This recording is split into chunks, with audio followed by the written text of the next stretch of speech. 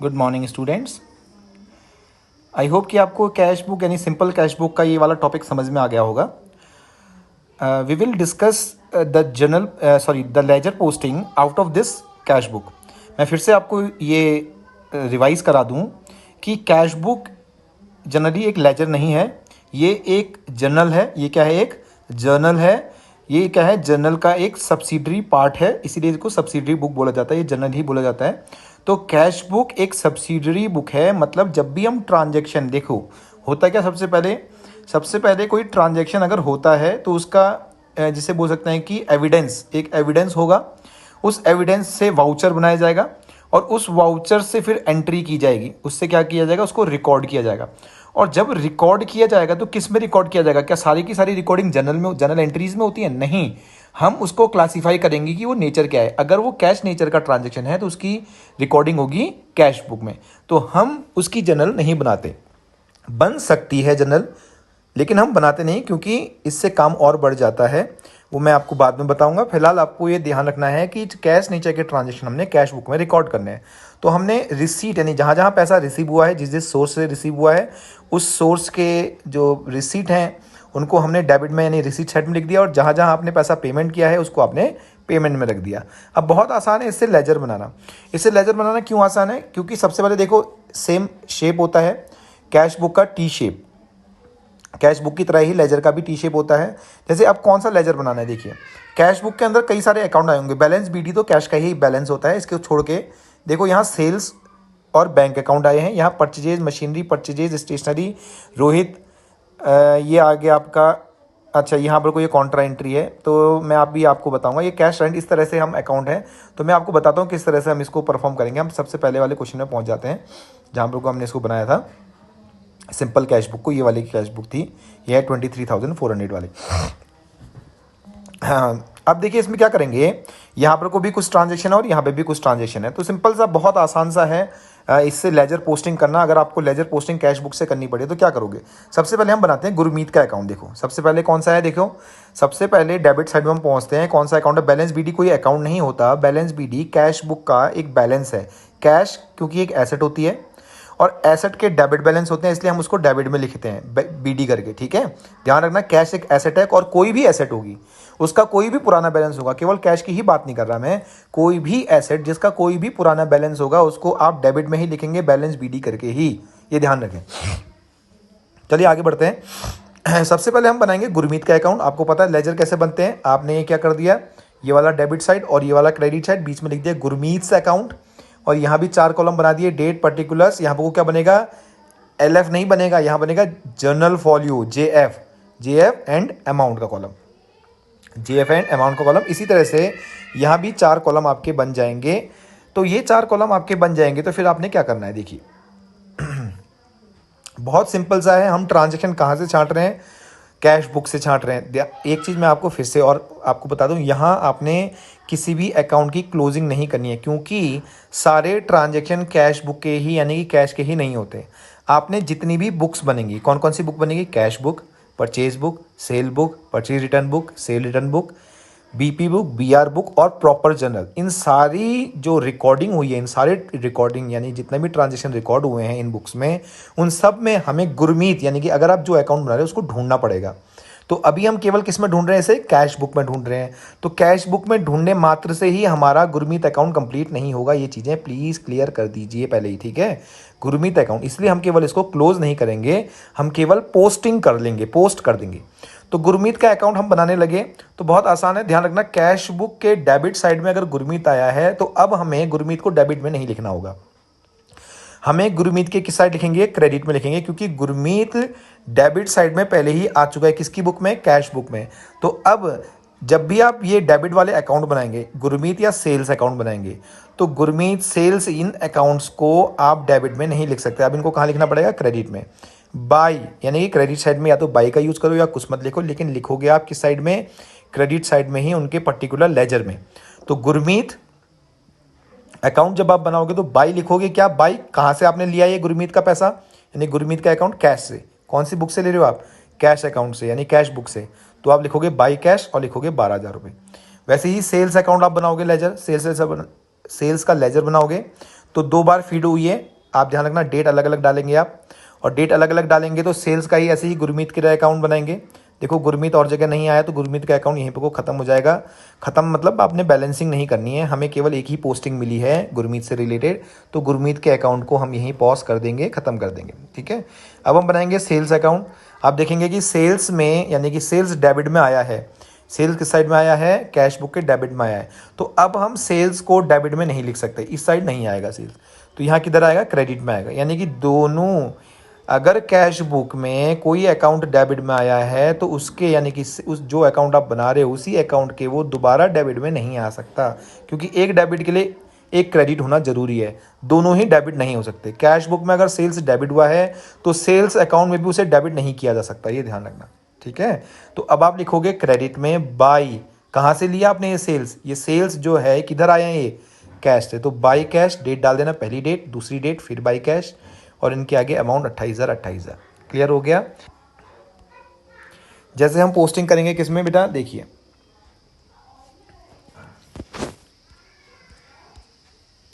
जैसे हम पोस्टिंग करने चलते हैं अब किसमें, इंश्योरेंस अकाउंट में। इंश्योरेंस अकाउंट देखो किस साइड में है, क्रेडिट साइड में।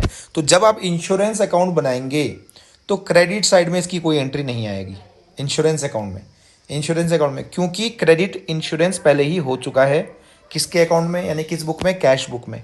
कैश बुक में इंश्योरेंस क्रेडिट में अवेलेबल है, तो इंश्योरेंस अकाउंट में उसे अगेन क्रेडिट मत कर देना। उसको क्या करोगे आप, अब आपने उसको डेबिट में लिखना पड़ेगा। सिंपल सा कंसेप्ट ये है कि कैश बुक में जो अकाउंट डेबिट में आया है उसको आपने उसी अकाउंट के उसी लेजर में जब आप बनाओगे तो उसको डेबिट में नहीं लिखना है, उसको लिखना है क्रेडिट में, यानी कि क्रॉस कर देना है आपने। जब भी आप करोगे तो क्या करना है, क्रॉस। ये वाले अकाउंट इनके पर्टिकुलर जिसे बोल सकते हैं लेजर में कहाँ जाएंगे, क्रेडिट में चले जाएंगे। इन वाले अकाउंट, ये जो इंडिविजुअल अकाउंट बनाएंगे, insurance account, furniture account, purchase account, stationery account, ये जब आप अकाउंट बनाएंगे तो इनकी वैल्यूज़ किधर आएंगी, क्या क्रेडिट में लिखोगे आप, नहीं, इन वैल्यूज़ को आपने लिखना पड़ेगा इनके कंसर्न अकाउंट के डेबिट में लिखना पड़ेगा। अगर आपको ये चीज़ें समझ में आ गई हैं तो आपको ये वाला पार्ट बिल्कुल समझ में आ जाएगा। देखो आ जाएगा ना, देखिए ये डेबिट में था तो क्रेडिट में आ गया, उसके बाद सेल्स अकाउंट बनाया, देखो आ गया ना ये। तो इस तरह से ये बनेंगे, ये ध्यान रखना। तो आपका बनाना बहुत ज़्यादा इजी हो जाता है, आपको जनरल एंट्री ढूंढने की ज़रूरत नहीं है। तो आज हम क्या पढ़ने वाले हैं, आज हम पढ़ने वाले हैं double column cash book. Double column का मतलब क्या होता है, पहले हम सिंगल कॉलम को देखते हैं कि सिंगल कॉलम कैश बुक क्या थी। सिंगल कॉलम कैश बुक में मैंने बताया था कि कॉलम तो 8 होते हैं, लेकिन हम अमाउंट के कॉलम की बात करते हैं जिसके बेसिस पर हम ये डिसाइड करते हैं कि सिंगल है या डबल है। आपने देखा डेबिट साइड में भी अमाउंट का केवल एक कॉलम है और क्रेडिट साइड में भी अमाउंट का केवल क्या है, एक कॉलम है। यानी कि दोनों साइड, डेबिट साइड में भी एक कॉलम और क्रेडिट साइड में भी एक कॉलम है, तो दो, लेकिन साइड के हिसाब से डेबिट के लिए अमाउंट के कितने कॉलम है, डेबिट के लिए हमारे पास अमाउंट का केवल एक कॉलम है, इसलिए इसे सिंगल कॉलम कैश बुक बोला जाता है। आगे डबल कॉलम कैश बुक में हर डेबिट के लिए भी 2 कॉलम बनेंगे अमाउंट के, और क्रेडिट के लिए भी अमाउंट के क्या बनेंगे, 2 कॉलम बनेंगे। तो ये हो गया डबल कॉलम कैश बुक। ठीक है, क्यों डबल कॉलम कैश बुक ज़रूरत है, और यही आजकल बनाई जाती है क्योंकि डबल कॉलम कैश बुक में बैंक कॉलम भी इन्वॉल्व हो जाता है। आजकल हम जानते हैं कि हर एक बिजनेसमैन अपना एक बैंक अकाउंट ओपन करके रखता है। तो बिजनेसमैन जो बैंक अकाउंट ओपन करते हैं वो कौन सा होता है, सेविंग अकाउंट होता है क्या, हमेशा ध्यान रखना। बिजनेस मैन जो बिजनेस के लिए अकाउंट ओपन करता है वो सेविंग अकाउंट नहीं होता, वो करंट अकाउंट होता है। इस बारे में काफ़ी सारे OTQs ऑब्जेक्टिव टाइप क्वेश्चन आ चुके हैं, तो ये ध्यान रखना। जब भी बिजनेसमैन अकाउंट खोलेगा तो वो सेविंग अकाउंट नहीं होता, बिजनेस का अकाउंट सेविंग अकाउंट नहीं होता। बिजनेस अकाउंट, अगर अकाउंट के बारे में अगर कोई क्वेश्चन आता है कि withdrawn from saving account, withdrawn from saving account, तो इसका मतलब है ये सेविंग अकाउंट बिजनेसमैन का है, बिजनेस का नहीं है, तो ये ट्रांजैक्शन बिजनेस में रिकॉर्ड नहीं होंगे। Amount withdrawn from saving account, ध्यान रखना, amount withdrawn from saving account, ये ट्रांजैक्शन बिजनेस का नहीं है, इसलिए इसकी रिकॉर्डिंग भी बिजनेस में नहीं होगी। ये चीज़ें ध्यान रखें, सेविंग अकाउंट बिजनेस का नहीं होता। कौन सा होता है, करंट अकाउंट होता है बिजनेस के लिए। क्या होता है, करंट अकाउंट होता है। तो फिलहाल मैं बात करता हूँ डबल कॉलम कैश बुक की, तो डेबिट में भी 2 कॉलम हो जाएंगे और क्रेडिट में भी अमाउंट के कितने हो जाएंगे, 2 कॉलम अवेलेबल हो जाएंगे। देखिए बैंक का, ये आपने एसबीआई का देखा होगा, इस तरह से पे इन स्लिप होता है। पे इन स्लिप मतलब जो आप ये जमा करके आते हो, ये वाला वहाँ रह जाता है और ये फोलियो काट के वो आपको दे देता है। तो ये एक एविडेंस हो गया। ये क्या हो गया? वाउ, ये क्या बन गया आपका? एक सोर्स डॉक्यूमेंट। ये क्या बन गया? एक सोर्स डॉक्यूमेंट हो गया। इस सोर्स डॉक्यूमेंट के बेसिस पे क्या बनाया जाएगा? वाउचर बनाया जाएगा। क्या बनाया जाएगा? वाउचर। ये चेक है। चेक के बारे में देखो, चेक क्या होता है? चेक एक ऑर्डर होता है। चेक क्या होता है? एक ऑर्डर होता है। ऑर्डर किसको होता है? बैंक को। Cheque is a order. पे देखो क्या बोला, सीधे आदेश दिया जा रहा है। कौन आदेश दे रहा है? Account holder. Account holder bank को बोला है कि भैया पे करो। इसका मतलब है अकाउंट होल्डर किसको आदेश दे रहा है? एसबीआई को, यानी कंसर्न बैंक को ये ऑर्डर दे रहा है। तो ध्यान रखना, चेक एक ऑर्डर होता है। किसको? पर्टिकुलर बैंक को। टू पे, किसको पे करने का? जिसका नाम आपने यहाँ पर को लिखा होगा। जिसका नाम लिखा होगा, जितनी पर्टिकुलर अमाउंट आपने यहाँ पर को लिखी होगी, उस अमाउंट को, उस स्पेसिफिक अमाउंट को और उस स्पेसिफिक पर्सन को ये पे करने का क्या होता है? एक ऑर्डर होता है। तो जब भी डेफिनेशन आएगी चेक की, तो आप क्या बोलोगे? Cheque is an written order. Written order to bank in respect of payment a certain amount to a certain specific person at a particular date. इसमें डेट मेंशन होती है, ध्यान रखना। उस डेट में पेमेंट करने का क्या होता है? उस डेट तक पेमेंट करने का आपका क्या कहा जाता है? ऑर्डर। यह है चेक। ठीक हो गया? तो इसलिए ध्यान रखना, ये चेक कितने तरह के होते हैं इसको भी समझते हैं। चेक होते हैं बेटा दो तरह के। एक होता है बियरर चेक, एक होता है क्रॉस चेक। बियरर चेक क्या होता है? जैसे यहाँ पर को मैंने लिख दिया, यहाँ पर को मैंने लिख दिया अमित। क्या लिख दिया? अमित।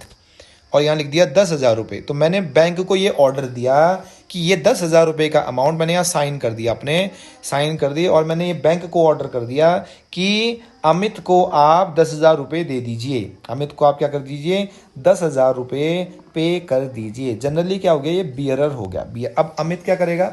इसको ले जाएगा और बैंक से पैसा निकाल लेगा। बैंक में यानी स्टेट बैंक में जाएगा और 10,000 रुपये अमित क्या करेगा? इसको निकाल सकता है। तो बैंक की खिड़की से जब किसी इंस्ट्रूमेंट का यानी चेक का पेमेंट कैश में हो जाता है, किस में हो जाता है? कैश में कन्वर्ट हो जा रहा है, तो इसे कहते हैं बियरर चेक। इसको क्या बोलते हैं? बियरर। जो भी बियर करेगा, इसे जो भी लेके जाएगा, उसका पेमेंट बैंक क्या कर देगा? आपको दे देगा। तो ये सेफ एंड सिक्योर नहीं होते हैं। देखो क्या होगा कि इसमें नाम लिखा दिया अमित का। अब मान लीजिए चेक खो जाता है, और चेक खो जाने के बाद क्या होता है? चेक खोने के बाद ये चेक किसी पर्सन को मिल जाता है, वो अमित के नाम से बैंक में जाता है और पैसा विड्रॉ कर लेता है। तो इस चेक का पैसा जनरली दे देते हैं। कभी आजकल तो काफ़ी सारे कॉम्प्लिकेशंस हो गए, वो कहते हैं कि आईडी वाईडी दिखाऊं, लेकिन फिर भी वो अमित कैसे भी बन सकता है। तो ये थोड़ा सा अनसिक्योर्ड होता है, इसे बोलते हैं bearer cheque. Bearer cheque is an order to bank in respect of, किस बात का? To pay the specific amount to the bearer of this cheque. इस चेक को बियर करने वाले, जो भी इसको लेके जाएगा उसको पे कर दो भाई। जो भी इस चेक को लेके जाएगा उसको पे कर दो। तो ये तो बड़ा घातक है। तो क्या होता है? सेफ्टी के नज़रिए से इसको क्या कर दिया जाता है? क्रॉस कर दिया जाता है। यहाँ देखिए, लेफ्ट हैंड साइड के अपर साइड में दो लाइन दे दी जाएंगी। एक दो लाइन दे दी जाएंगी, दो लाइन दे दी जाएंगी। इस लाइन का मतलब क्या हो गया? इस लाइन का मतलब ये हो गया कि ये चेक हो गया सिक्योर। ये दो लाइन दे दी आपने। अब इसका मतलब क्या हो गया? अब बताता हूँ मैं इसका मतलब क्या। अमित लिख दिया, यहाँ लिख दिया 10,000। अब इसका मतलब ये हो गया, चाहे कोई भी पर्सन जाए, अब किसको पेमेंट होगा? केवल अमित को ही पेमेंट होगा, और पेमेंट भी कैश में नहीं होगा। अमित के अकाउंट में डिपॉजिट होगा ये पैसा। ये पैसा किसके अकाउंट में डिपॉजिट होगा? अमित के अकाउंट में डिपॉजिट होगा। अमित को किसी भी तरह का कैश बैंक से नहीं मिल सकता। अमित को पहले इस चेक को अपने अकाउंट में जमा करना होगा, उसके अकाउंट में 10,000 जमा होंगे, फिर वो अपने अकाउंट से पैसा विड्रॉ कर सकता है। तो इस तरह से क्या हो जाता है? ये सिक्योर हो जाता है। तो ये क्या होता है? सिक्योर। तो दो तरह के चेक होते हैं। बियरर चेक, किसी को भी इस चेक का पेमेंट मिल सकता है जो इसको बियर करेगा। और एक होता है क्रॉस चेक। सेफ होता है क्रॉस चेक जब when two cross line was lie या sorry two cross line will be inserted, या लिखेंगे हम इज इंसर्टेड कहाँ? Top left corner of the check, then it is termed as. ये simple ही चेक होता है, बस दो लाइन दे देने से क्या हो जाता है? क्रॉस हो जाता है। And the payment of this cheque will be credited to the concern parties account, not in cash. Cash में नहीं मिलेगा, ये ध्यान रखें, ठीक है? तो ये है आपका बेटा चेक। इसके बारे में आपने यहाँ डिटेल पढ़ सकते हैं, नोट कर लीजिएगा, पूछा जाता है। इसे अकाउंट पे भी बोलते हैं। इसको क्या बोलते हैं? अकाउंट पे, यानी कि अकाउंट में ही पेमेंट होगा। देखिए इस तरह से क्रॉसिंग की जाती है लेफ्ट हैंड साइड में। देखिए इस तरह से क्रॉसिंग करने का तरीका होता है, ये अलग अलग तरीके से। अब आगे बढ़ते हैं हम। हाँ,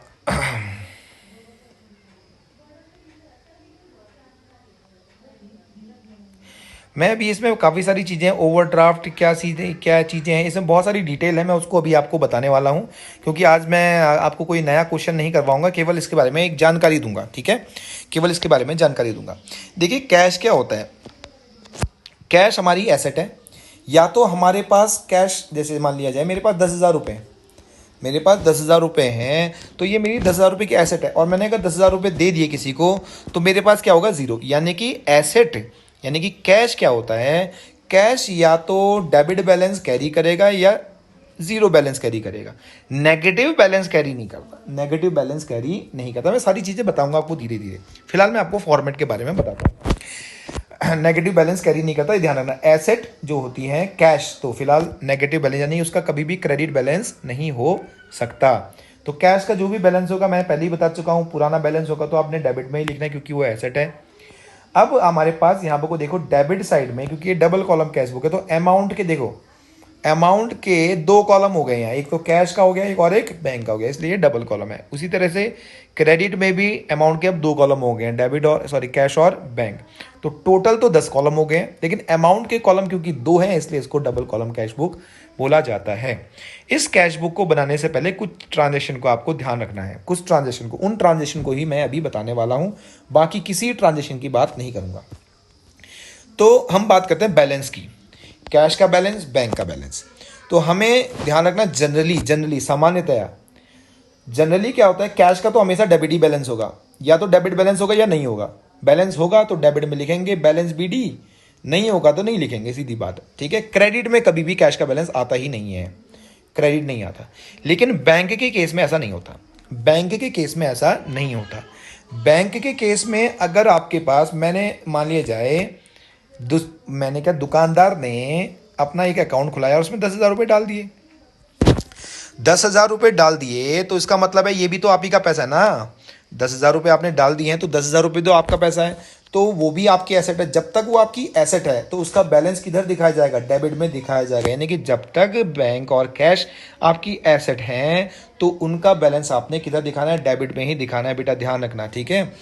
ज़्यादातर क्वेश्चन में क्या लिखे रहते हैं? बैलेंस ऑफ बैंक या बैलेंस ऑफ कैश या कैश बैलेंस, बैंक बैलेंस। इसका मतलब क्या होता है? बैंक में इतना बैलेंस पड़ा हुआ है, कैश में इतना पैसा आपके पास पड़ा हुआ है। तो इसका मतलब है बैंक में जो पैसा है वो भी आपका है, कैश जो है आपका वो भी आपका है। यानी कि आपका अधिकार है, बिजनेस का वो अधिकार है, कभी भी वो विड्रॉ कर सकता है और यूज़ कर सकता है। तो जब भी बिजनेस का अधिकार बन रहा है, इसका मतलब है डेबिट बैलेंस है, वो एसेट है। वो क्या है? एसेट है। आपने उसको डेबिट में ही दिखाना है, और अगर बैलेंस है तो उसको बैलेंस करके दिखाना है। कैश का बैलेंस कैश के कॉलम में दिखाएंगे, बैंक का बैलेंस बैंक के कॉलम में दिखाएंगे। कैश का बैलेंस तो हमने लास्ट वाली जो सिंगल कॉलम कैश बुक है उसमें पढ़ लिया है। बैंक के बैलेंस में भी वही करते हैं कि बैंक का बैलेंस होगा तो इसका मतलब है बैंक का बैलेंस भी तो हमारी एसेट है, उसको भी हम डेबिट में ही दिखाएंगे। ये तो होगी पहली बात। क्या बैंक का, देखो कैश का तो मैंने बोला कि भैया नेगेटिव बैलेंस यानी क्रेडिट बैलेंस कभी नहीं हो सकता। अब क्वेश्चन बैंक के लिए पूछते हैं वही। बैंक का डेबिट बैलेंस होता है जनरली। बैंक का क्या बैलेंस होता है? Debit balance. क्या बैंक का क्रेडिट बैलेंस भी हो सकता है? बिल्कुल हो सकता है, ध्यान रखें। तो बैंक का क्रेडिट बैलेंस अगर होगा तो उसको क्या बोलते हैं? उसे बोलते हैं बैंक ओवरड्राफ्ट। बैलेंस नहीं बोलते उसको, क्या बोलते हैं? Bank overdraft. उसको कितने नामों से जाना जा सकता है? देखिए, बैंक का क्रेडिट बैलेंस होगा तो उसको या तो सीधे सीधे लिखेगा credit balance of bank, credit balance of bank. इसको हम ऑल्टरनेटिवली क्या कहते हैं? बैंक ओवरड्राफ्ट या बैंक ओवरड्रॉन। सर ये कैसे पॉसिबल है? इसका मतलब है आपके अकाउंट में 10,000 रुपये हैं और बैंक ने आप बैंक से 12,000 रुपये विड्रॉ कर सकते हैं। क्या ये पॉसिबल है? बिल्कुल पॉसिबल है। ये सुविधा केवल करंट अकाउंट होल्डर को मिलती है, और करंट अकाउंट किसका होता है? बिजनेस का। किसका होता है? बिजनेस का। और ये फैसिलिटी बैंक देता है, किसको? बिजनेस को। किस उपलक्ष्य में? फैसिलिटी इसलिए दे रहा है कि अगर आपको कभी ज़रूरत पड़े तो आप ज़्यादा पैसा विड्रॉ कर सकते हैं, लेकिन ये फैसिलिटी फ्री में नहीं मिलती। सेविंग में ये फैसिलिटी नहीं है, करंट अकाउंट में है, बिजनेस को मिलेगी। ये फैसिलिटी तभी मिलेगी, ये फैसिलिटी क्या है, एक तरह से ये फैसिलिटी तो है। मान लिया जाए आपके अकाउंट में 10,000 पड़े हैं, लेकिन आपने किसी को 12,000 का पेमेंट करना है, आपने चेक लिख दिया 12,000 का, तो बैंक 12,000 का पेमेंट कर देगा। तो क्या मेरा 2,000 रुपये फ़ायदा हो गया? नहीं, बैंक कहेगा कि 2,000 रुपये। आप सिंपल ये बात समझो, मैं मैं कहता हूँ किसी से कि भाई मेरे पास 10,000 रुपये बैंक में है, मैं कहता हूँ कि 10,000 रुपये बैंक में है, तो बैंक को 12,000 रुपये का चेक लिख देता हूँ। तो क्या बैंक 12,000 का चेक दे सकता है? वो कहता है कि आपके अकाउंट में पैसा ही नहीं है, आपके अकाउंट में क्या नहीं है, पैसा नहीं है, इसलिए वो चेक ही दे क्या हो जाएगा, रिजेक्ट हो जाएगा। लेकिन बैंक बिजनेसमैन को क्या बोलता है, एक फैसिलिटी दे देता है। बैंक ये फैसिलिटी देता है कि अगर आपका चेक यानी पेमेंट अगर किसी एक लिमिट होती है 5,000 रुपये का, जैसे मान लीजिए ओडी, इसे कहते हैं ओडी, शॉर्टकट भाषा में बोलते हैं ओवरड्राफ्ट फैसिलिटी, कि आप 5,000 रुपये तक का एक्स्ट्रा पैसा विड्रॉ कर सकते हैं। 5,000, किसी को 10,000, किसी को 25,000, किसी को 1,00,000, किसी को 1,50,000, किसी को 2,00,000। ये फैसिलिटी डिपेंड करती है कि बिजनेस कितना बड़ा है और उसके ट्रांजेक्शन फ्रीक्वेंट कितने हैं, ये फैसिलिटी है। तो सपोज करते हैं कि बैंक ने ओडी फैसिलिटी दे दी है किसी बिजनेसमैन को, तो इसका मतलब ये नहीं है कि बैंक बिजनेसमैन हमेशा या ज़्यादा ही विड्रॉ करेगा, ऐसा नहीं है। तो जब भी ओडी दिया जाता है, ओडी फैसिलिटी होती है, बैंक क्या करता है, बिजनेसमैन को देता है, तो इसका मतलब ये है कि अगर कभी ज़रूरत पड़े, हमेशा नहीं, ज़रूरत पड़े तो वो ज़्यादा पेमेंट कर सकते हैं। उनके पास बैलेंस 10,000 है, तो इसका मतलब है 5,000 का ओडी है तो 15,000 का पेमेंट कर सकते हैं। लेकिन ये क्या चीज़ है, 10,000 रुपये, तो ध्यान रखना 10,000 रुपये तो आपकी एसेट है, क्योंकि ये आप ही का पैसा है जो आपने बैंक अकाउंट में रखा हुआ है। लेकिन 5,000 रुपये आपका पैसा नहीं है, ये 5,000 रुपये बैंक का पैसा है। बैंक आपको फैसिलिटी दे रखी है, तो बैंक का पैसा आप यूज कर रहे हो, बिजनेस यूज कर रहा है।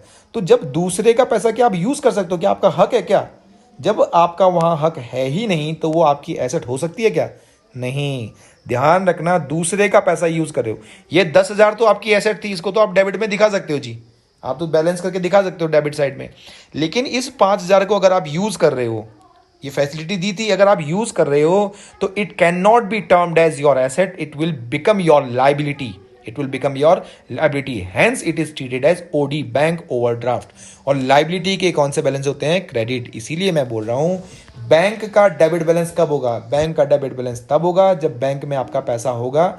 लेकिन जब आपने ओवरड्रॉन यानी कि ज्यादा विड्रॉ कर लिया होगा, ओवरड्राफ्ट का यूज कर लिया होगा, फैसिलिटी का यूज कर लिया होगा, तो वो पैसा बैंक का है, बैंक का पैसा है, आपने वो लौटाना पड़ेगा इंटरेस्ट के साथ। वो लोन हो जाता है एक तरह से, शॉर्ट टर्म लोन। और क्योंकि वो लोन है तो वो लाइबिलिटी बन गई, और जो लाइबिलिटी होती है उसके बैलेंस होते हैं क्रेडिट। इसलिए बैंक ओवरड्राफ्ट को हम कभी भी डेबिट में नहीं दिखाते, क्योंकि वो किधर क्या होती है, लाइबिलिटी। उसको दिखाते हैं बाई बैलेंस बीडी या बैलेंस बीडी, बाई साइड में यानी कि पेमेंट साइड में हम दिखाएंगे, लाइबिलिटी साइड में, क्योंकि वो क्रेडिट बैलेंस कैरी करता है बैंक के कॉलम में। किसके कॉलम में? बैंक के। क्योंकि कैश का तो होता ही नहीं ओवरड्राफ्ट, कैश का कोई ओवरड्राफ्ट नहीं होता, बैंक फैसिलिटी दे रहा है, इसलिए बैंक का ही ओवरड्राफ्ट हो सकता है, बैंक की फैसिलिटी है। तो ये ध्यान रखना, जब भी क्वेश्चन में ओवरड्राफ्ट का दिया होगा या बैंक का क्रेडिट बैलेंस दिया होगा, तो बैंक का बैलेंस होने का मतलब हमेशा ये नहीं होता कि बैंक में आपका ही पैसा हो सकता है कि आपने बैंक से उधार लिया हो, ज्यादा विड्रॉ किया हो। तो ओवर विड्रॉन या overdraft is an facility provided by the bank, it's an restriction and obligation of business to pay the certain amount to bank after payment of interest। ये अमाउंट को पे करेगा विद इंटरेस्ट स्टिपुलेटेड टाइम पे। तो केवल एक facility है कि हाँ कभी आपका चेक डिसऑनर ना हो, यानी कि वो जिसे कह सकते हैं कि कैंसिल ना हो। तो ये कुछ बेसिक चीज़ें थी बैलेंस के बारे में। अब हम कुछ चीज़ें समझते हैं इसमें। कैश बुक में एक समस्या क्या आती है? कैश बुक में समस्या ये आती है दो ट्रांजेक्शन पे। जब हम क्या करते हैं, पैसा बैंक में डिपॉजिट करते हैं और जब बैंक से पैसा विड्रॉ करते हैं। देखिए मैं पर्सनल पर्पस की बात नहीं कर रहा, पर्सनल पर्पस यहाँ बात नहीं हो रही, ना तो डिपॉजिट ना विड्रॉ, क्योंकि विड्रॉ अगर हम बैंक से करेंगे तो दो पर्पस हो सकते हैं, ऑफिस पर्पस और पर्सनल पर्पस। यहाँ पर्सनल पर्पस की बात नहीं है, मेरी बात ध्यान रखना, पर्सनल पर्पस की बात नहीं हो रही है, केवल ऑफिस पर्पस के लिए। ऑफिस पर्पस के लिए आप क्या करते हो, बैंक से पैसा विड्रॉ भी कर सकते हो और क्या कर सकते हो, उसमें डिपॉजिट भी कर सकते हो। ये दो ट्रांजेक्शन जिसमें कैश और बैंक इन्वॉल्व होता है। आपने एंट्री भी बना रखी है, जनरल एंट्री। अब मैं आपको एक एग्जांपल देता हूँ। डिपॉजिटेड इनटू बैंक या open a bank account, deposited into bank या ओपन अ बैंक अकाउंट एक ही बात है।